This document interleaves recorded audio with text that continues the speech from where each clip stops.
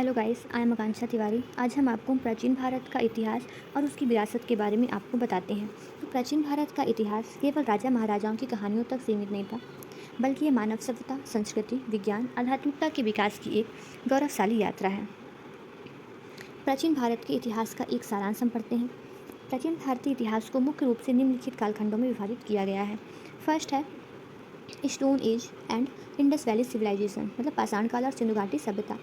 भारत में मानव सभ्यता की शुरुआत पाषाण काल से हुई, लेकिन एक व्यवस्थित और एक नगरीय सभ्यता का जो उदय था वो 25 ईसा पूर्व से 1900 ईसा पूर्व के बीच सिंधु घाटी सभ्यता में हुआ।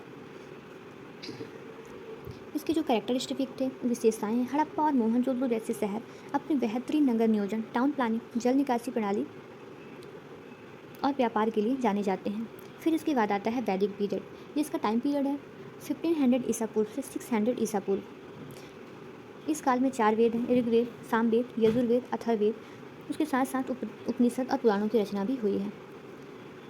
इसमें जो बदलाव आए, वैदिक काल की शुरुआत में जो समाज था वो कर्म पर आधारित था, लेकिन जो उत्तर वैदिक काल तक आते आते जो जाति थी आधारित व्यवस्था में बदलने लगा। यहाँ से भारतीय दर्शन की नींव पड़ी।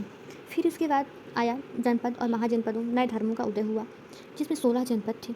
6वीं शताब्दी ईसा पूर्व में उत्तर भारत में 16 बड़े राज्य महाजनपदों में से बट गया, जिसमें जो मगध था वो सबसे शक्तिशाली राज्य बनकर उभरा। फिर यहाँ धार्मिक क्रांति हुई। इसी दौर में रूढ़िवादिता को चुनौती देने के लिए जो भगवान बुद्ध थे बौद्ध धर्म और भगवान महावीर जो जैन धर्म से संबंधित थे उनका उदय हुआ, जिन्होंने सत्य, अहिंसा और करुणा का संदेश दिया। फिर इसके बाद आता है मौर्य साम्राज्य और गुप्त काल। इस सब के बारे में हमने आपको आगे की पिछली वीडियो में बता चुके हैं। अब हम सिर्फ इसका एक प्राचीन भारत एंशिएंट हिस्ट्री का एक रोड मैप देख रहे हैं, ठीक है। तो मौर्य वंश चंद्रगुप्त मौर्य और उनके गुरु चाणक्य ने मिलकर भारत के पहले विशाल साम्राज्य की स्थापना की।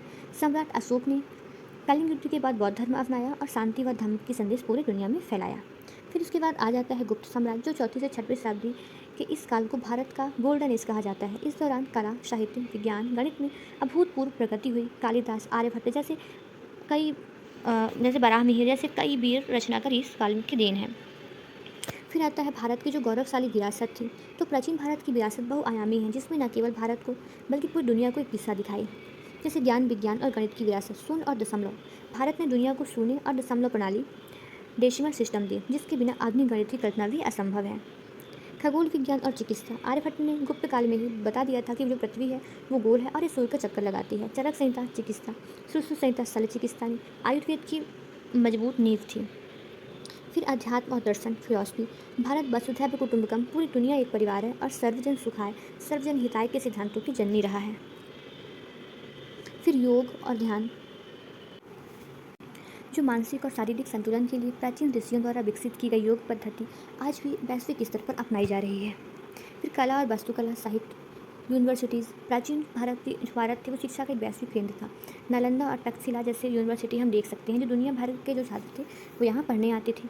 फिर वास्तुकला, अजंता एलोरा की गुफाएं, खजुराहो की गुफाएं, मंदिरें जो एमपी में हैं, बुंदेलखंड में हैं। दक्षिण भारत के चोल और पल्लव राजाओं द्वारा बनाए गए जो भव्य मंदिर, जैसे तंजावुर का बृहदेश्वर मंदिर, प्राचीन भारतीय इंजीनियरिंग और शिल्प कौशल के बेजोड़ उदाहरण है। इसके बिना किसी आधुनिक मशीनरी के सिर्फ पत्थरों को तराशकर बनाया गया था। फिर यहाँ साहित्य भी रहा। रामायण, महाभारत, भगवद गीता, कालिदास के नाटक जैसे अभिज्ञान शकुंतलम आज भी मानव जीवन को एक सही राह देते हैं।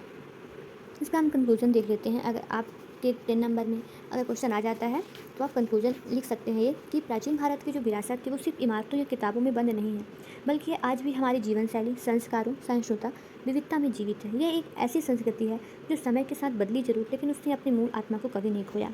So thank you so much guys. आज हमने आपका पूरा एंशिएंट हिस्ट्री कंप्लीट करवा दिया है। अब हम कल से मेडिएवल हिस्ट्री पढ़ाएंगे। Thank you.